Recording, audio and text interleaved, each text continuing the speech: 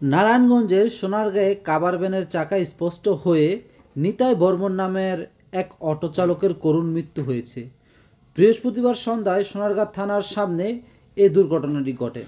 নিহত নিতাই বর্মন সোনারগাঁ উপজেলার সাতভাইয়াপাড়ার উমেশ বর্মনের ছেলে।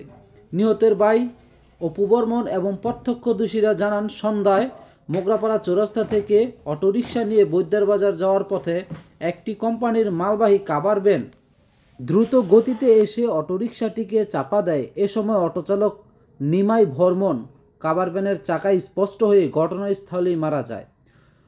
সোনারগাঁ থানার ভারপ্রাপ্ত কর্মকর্তা ওসি আব্দুল বারী জানান, সড়ক দুর্ঘটনায় অটোরিকশা চালক নিমাই নিহতের ঘটনায় অভিযুক্ত কাভার ভ্যান চালক জামাল হোসেনকে গাড়ি সহ আটক করা হয়েছে। গাড়িটা টাইনে উপরে তুলে লাইছে, আর একটা গাড়ি সাইড থেকে গেছে, এই গাড়িটা মাইরা দিছে। সে এইভাবে গাড়ি চালাইছে, এইভাবে মানুষের রোডে গাড়ি চালায় না। এটা করছে একেবারে নির্মমভাবে হত্যা। এই হিন্দু ছেলেটা অতি ভালো ছেলে, কারোর সাথে ঝগড়াঝাটি করে না। এই ছেলেটা আসার পর আগত চৌরাস্তা থেকে, আর এই গাড়িটা ঢাকার পথে যাচ্ছিল। সে ক্রসিং না করে তাকে এই রং সাইডে এই ড্রাইভারটাকে চাপা দিয়ে দিচ্ছে।